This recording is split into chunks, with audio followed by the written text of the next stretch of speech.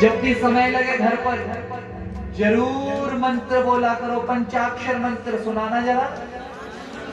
हाँ, ये बात बड़ी अच्छी है। नमः शिवाय जरूर जपो। सुबह उठते हैं ध्यान किया करो जरा, अपने आप को समय दीजिए थोड़ा सा। मैं पहले बोलता हूँ 3 घंटे 4 घंटे आप कथा में बैठे हैं ना, ये 3-4 घंटे पता नहीं आपके कितने रास्ते खोले। कईयों ने तो LIC भी कराई होगी, है ना? पर वो LIC और इस LIC में बड़ा अंतर है। उस LIC का फायदा हमारी पीढ़ियां लेंगी और ये वाली LIC हमारे लिए ही होगी। आपको कौन चाहिए, समय अनुसार होती अच्छी है भाई, वो भी जरूर कर लेना, लेकिन ये वाली भी बड़ी जरूरी है। इसलिए आप सबका पुनः मैं साधुवाद करता हूँ, धन्यवाद करता हूँ व्यासपीठ से। द्वितीय दिवस की इस कथा में आप अपना ये कीमती समय लेकर आए। हमारे माननीय अविनाश खन्ना जी वो आए हैं, इनका बहुत बहुत स्वागत। और भी जितने माननीय आए हैं सबसे हमें स्वागत। पर यहाँ चिंता नहीं है, पता शिव की कथा चली है, शिव की लीलाएं चल रही है। बड़ी कृपा हुई महाराज शिव की।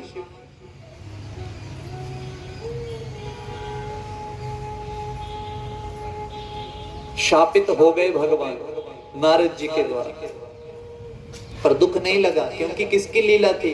स्वयं उनकी ही लीला थी। इसलिए जीवन में हमारे साथ यदि कोई घटना घट जाए ना, तो चिंता मत किया। लोग हमारी ही कथाओं पर व्यंग्य करने लग पड़ते हैं। बोला सीता जी आए और उसको अग्नि परीक्षा में करवा दिया। ऐसे बड़ा सारे हमसे भी पूछते हैं। मैंने कहा फिर आप कथाएं सुनते नहीं हो? सीता जी कहां से उत्पन्न हुई, कहां से, किसकी पुत्री हैं? धरती की, ऐसा ही है ना। लेकिन घड़े में से मिली किसको? किसको? राजा। हाँ, और ध्यान देना, जनक जी बड़े विद्वान है महाराज, विद्वानों के भी विद्वान। और गुरु जी किसके हैं? शुकदेव महाराज के।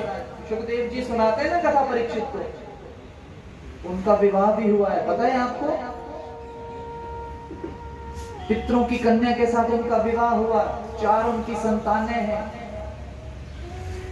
व्यास जी कह रहे हैं पुत्र विवाह कर ले। बोला महाराज क्या कह रहे हैं आप, मैं भगवान का भजन करूंगा, इन चक्रों में मैं नहीं पड़ूंगा। बोला बेटा विवाह कर ले, गृहस्थी जीवन सबसे उत्तम है। बोला कैसे? अब आप भी समझो इस बात को। सनक मिलने गए, जय और विजय नामक 2 दरबानों ने उन्हें रोक लिया। सुनिए कथा। क्रोध आ गया, क्रोध आया तो भगवान ने अंदर भी नहीं आने दिया, भगवान स्वयं बाहर है। समझना इस बात को। हजारों लाखों वर्षों की तपस्या छोटे से क्रोध करने से समाप्त। भगवान ने आकर के कहा कि इनकी गलती है, इन्होंने आपको रोका, चिंता मत करो। शापित कर दिया कि 3 जन्मों तक आप क्या बन के आएंगे? राक्षस बन के आएंगे।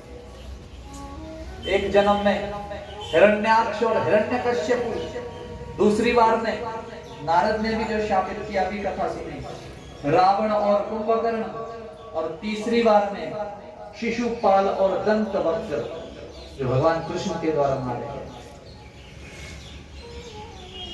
और संतों ने शापित किया था तो मृत्यु भी किसके हाथ से हुई?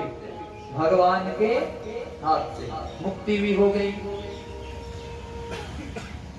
अभी चर्चा चल रही है सीता मैया की। एक चिंता और एक शंका, इसको दूर करो पहले। अग्नि परीक्षा किसकी ली गई थी? छाया स्वरूप किसकी? अभी कुछ समय पहले एक विवाद चला था राधा रानी जी के बारे में कि बोला राधा जी का विवाह हुआ, उनकी सास ससुर, कुछ ऐसी बातें चली। लेकिन अगर वो उस चीज को पढ़ें तो वहां क्या लिखा है वो चीज आगे तक बताएं, भ्रम ना फैलाएं। अग्नि परीक्षा तो हुई, पर किसकी हुई ये नहीं समझते। अब ध्यान देना, कथा आ रही है। वेदमती नाम की स्त्री, कौन सी? नेपाल क्षेत्र में तप कर रही थी, वन में तप कर रही थी महाराज। इतना तेज, इतनी सुंदर, इतने में वो कामी रावण वहां से गुजरा। रावण की नजर उस कन्या पर पड़ी। जैसे ही नजर वहां पड़ी, मन में सोचने लगा कि वन में क्या कर रही है हम तपस्या, इतनी सुंदर है, क्यों नहीं से बोलूं कि मेरे साथ चल, मेरे साथ विवाह कर ले। मेरे पास तो लंका भी किस चीज की है, किसकी? यहाँ जंगल में तपस्या कर रही है, वहां चल रानी की तरह रखूंगा। तपस्या से उठी ही नहीं उठी तो हाथ पकड़ लिया, कन्या का हाथ पकड़ा। कन्या ने हाथ छुड़ाने की बड़ी भारी कोशिश की, पर रावण मारा। वेदमती ने बहुत बार कहा कि महाराज छोड़ दीजिए मुझे, ये आप बिल्कुल गलत कर रहे हैं। रावण का माना, बोला तो ऐसे नहीं मानेगी तो मैं उठा के ले जाऊंगा। वेदमती ने कहा कि हाथ तो लगा, तू उठा तो सही।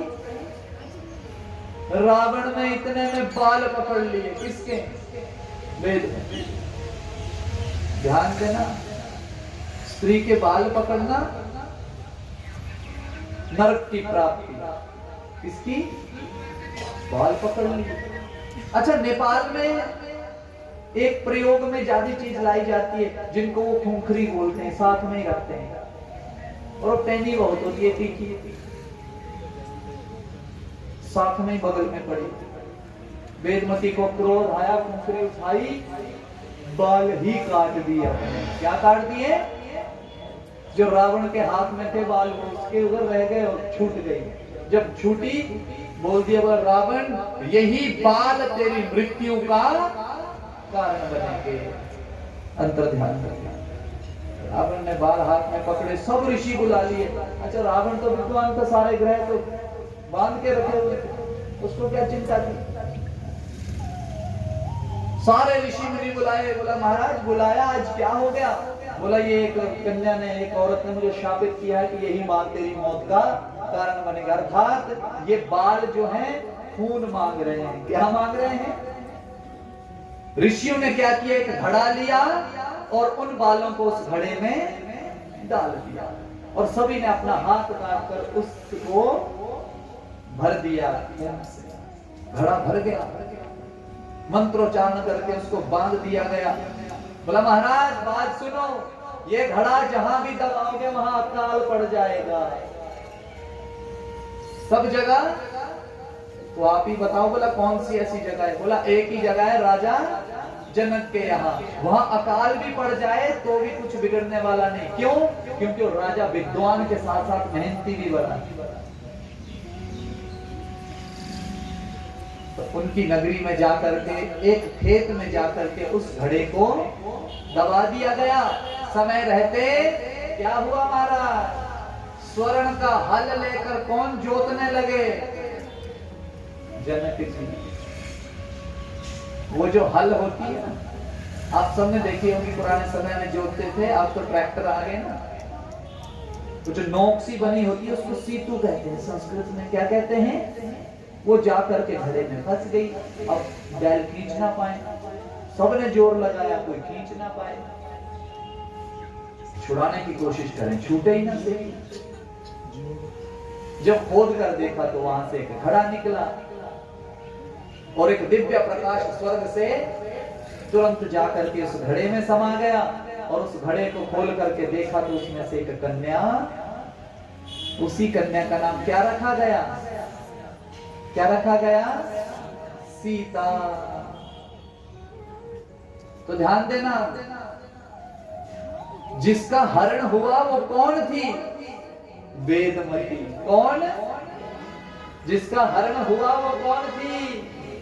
वेदमती। आप चिंता मत करो, असली वाली नहीं थी, वो वेदमती थी जिसने शापित किया था ये बाल ही तेरी मौत का कारण होंगे, तेरी मौत का यही बाल कारण होंगे। तो अग्नि परीक्षा किसकी हुई? वेदमती की। वो छाया स्वरूप, वो जाति तभी तो असली वाले यार, तभी तो लीला आगे बढ़ती। पर हम क्या बोलते हैं कि राम जी ने ऐसे कर दिया, राम जी ने। पूरी बात तो सुनो, पूरी कथाएं सुनना अत्यधिक आवश्यक है।